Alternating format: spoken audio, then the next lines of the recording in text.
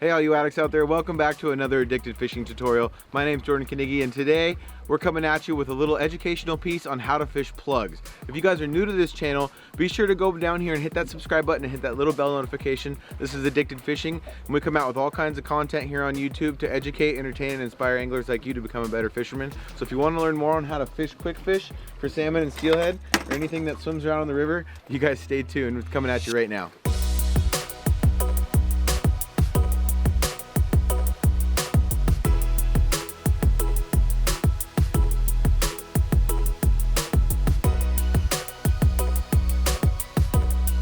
So today we're lucky enough to have our good friend Tyler here in the back of the boat, who fishes a lot of plugs up here in northern Washington. So go ahead and introduce yourself, man. He's our guy. How's it going? Showing us how it's done. Hey, I'm Tyler.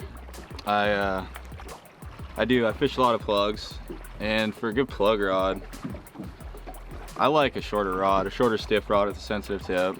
So what you got up here mainly, you got an 8'4". You probably want to stay under about an 8'6", and your line rating on these rods is 8 to 17.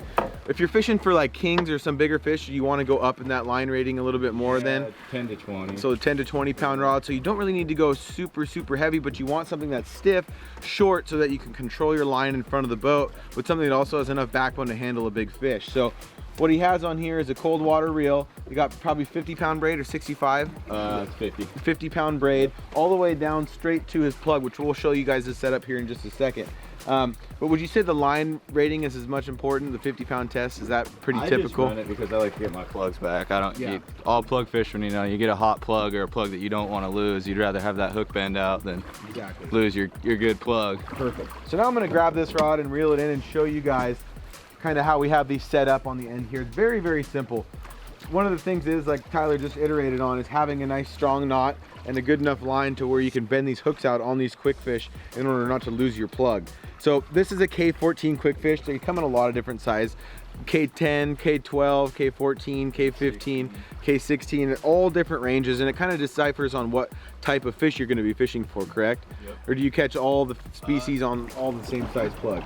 It just depends. I usually base the plugs that I use off of the water levels. You know, if we have a leafy day, I'll run bigger plugs to kick leaves, because the smaller plugs you run will just get leaves every 2 seconds. Now, do you go up in the K rating? Do they dive farther at all? Or do they all stay about the same depth? They dive deeper, yeah. So the bigger K15s are going to dive deeper than K14. Okay. So what we have, this guys, is just a normal fisherman's knot down here onto just a snap clevis.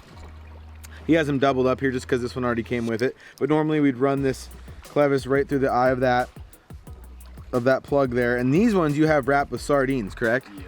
So we'll go ahead and show you guys how to do that here in just a second, but a lot of times a very effective way of adding some scent and adding some meat to these plugs is to wrap them with any kind of sardine, tuna belly, herring, anything that these fish feed on out in the ocean can be wrapped on there. Do you ever do sand shrimp? Yeah, I do. Ooh, that's fishy. So, and I'll show you guys how to do that in just a second, and we'll go over a couple of these plugs, but I'm gonna get this back out just in case we can catch a fish here, and we're gonna start talking about how we actually fish these here in just a second. So when you're choosing a plug, Tyler, what colors do you really like to go for? I like the greens with the silvers, you know. I noticed like this one here, this one is probably the most highly used plug in the world, correct? In all sizes, K14, yeah. K13. What's the name of this one, do you know? I want to say it's Firefly. Firefly. You know, and I think probably you're gonna change your color more so due to watercolor. Yes, for sure. Yeah. The dirtier the water, the brighter plug. So dirty water, bright plug, clear water, a little bit darker plug, maybe like the Michael Jackson plug or something like that. Like a purple or a funky chicken, like a purple. Yep. So having a good range of those quick fish, of those colors of them, and of those sizes is going to up your game almost always, especially if you're coming down a river that's crowded and has a lot of people. If you're running different colored plugs and different size plugs in the boat in front of you, it's always going to put you kind of above and beyond in catching those fish that are harder to catch. So Tyler, now let's talk about plug water. I noticed that most plug water, and where I like to fish plugs, is commonly always looks pretty much the same. There's only really certain runs on the river that you want to really target them with plugs, correct? Yes. I mean, I try to find travel zones, you know, travel lanes. And in high water, I just basically look for the slow water, and that's like the hardest thing for people to learn. You know, when you're plugging, you're gonna have your obvious holes that you always catch fish in normal water levels. Well, when it comes to high water, sometimes those holes are super fast. Yeah. And so sometimes it's better to look towards the other side of the river, towards a gravel bar where it's slower, because fish are lazy. They're like humans. They're gonna take the easiest path. Right, path of least resistance, as I always say.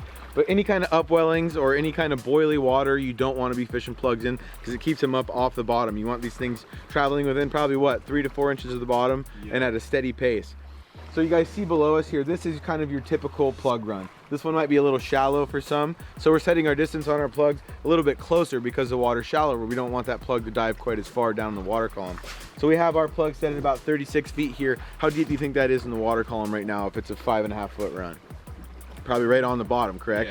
Yeah, it's on the bottom for sure. So some of these plugs will dive up to like 10 feet and keep them down in a 10-12 foot water range where you can really get in front of some really nice fish that are in those deeper pools. So what Tyler really means by traveling lanes, guys, and the river actually does a lot of the work for you in showing you them, is the lane of path, is the lane that has the path of least resistance. And a lot of times it's always shown by a bubble line.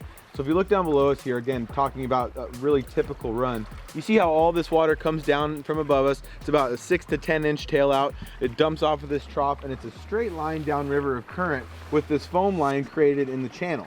And what the fish are gonna do is they're gonna come upriver from hole to hole, and they're gonna take that path of least resistance, which is normally marked by that bubble line that you guys can see going down the bank here. We always say the foam is home.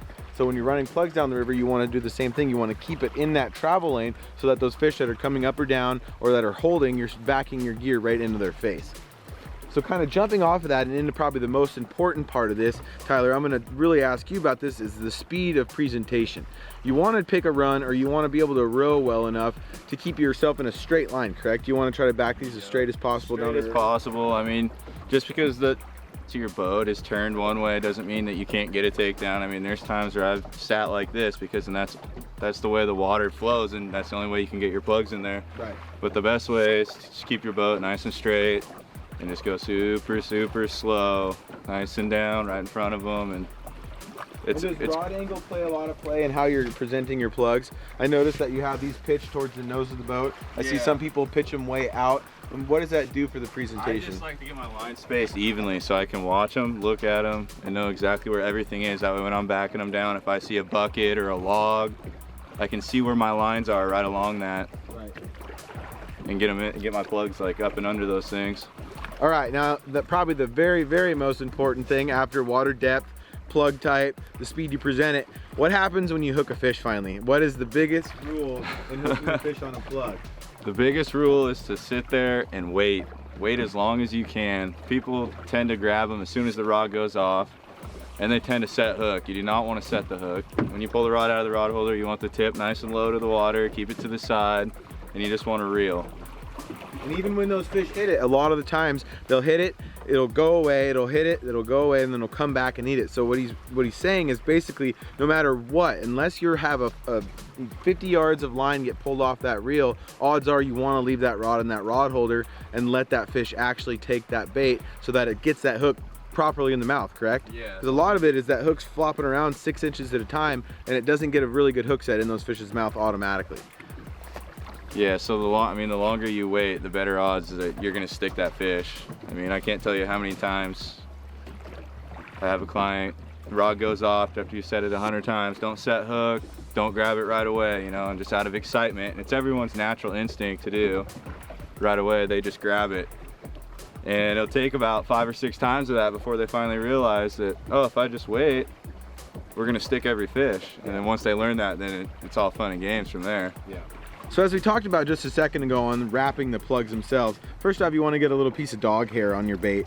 That always really helps the bite. But what he's done here is he's trimmed this little piece of sardine that you filleted off of the actual sardine, correct? Yeah. So he's taken the sardine, taken a small fillet knife, filleted that off. And there's lots, we actually have some tutorials on addicted fishing. You guys can click the link in the description or go to the page and look through some of the tutorials. We actually have tutorials on how to wrap these. So, but what he's done is he's trimmed a little piece of this sardine, put it right on the hook and right where the first guide would be on that hook.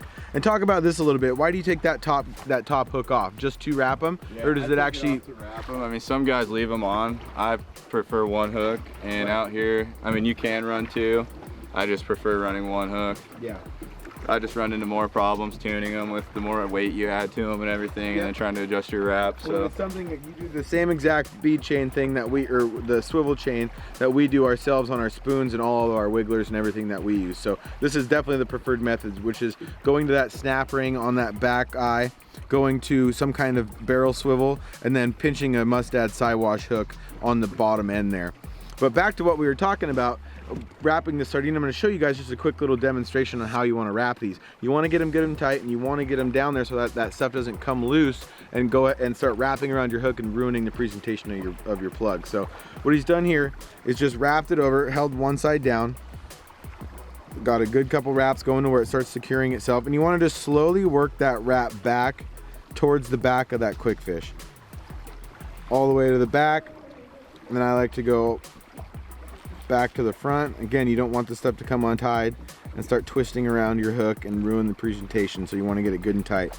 But once I get down to the end here, I'm going to do a little half hitch over my finger. I'm going to pass that through just like so, and do just a couple more of those. Do you ever tie any knots to secure these, or you just do the half hitch over? I just do the half hitch. Yep. The half hitch it 2 or 3 times, and then passing it back under itself like that, just like so. Line grabs down on itself. Break that loose, or just trim it with your scissors, and you got a wrap plug. And you can do this a lot more than this. We just did this nice and quick so you guys can see, so that we're not sitting here wrapping forever. But a nice even wrap across that whole sardine, making sure that it's not going to fly off. And it never hurts to have a few extra pieces of sardine in the boat to get a fresh wrap on them. The fish really like that too. All right, everybody, well, that's basically all you need to know to get yourself out there started fishing with quick fish or any kind of plug out of a boat. It works really good out of drift boats, it works really good out of rafts, and it's definitely something that you should value and start to learn if you do fish from a boat, because it's incredibly effective in all kinds of water levels and for every species of fish that swims up the river. If you guys like what you saw today, be sure to go down here and give us a little thumbs up. It really helps get these videos out. Share this thing out to the world. Comment below with whether you guys have ever caught anything on a plug before, or if you've ever fished one out of a boat. Thank you so much for tuning in today, guys. Thank you so much, Tyler, for being out here and helping us out with this tutorial. And you guys stay fishy, and we'll see you on the river.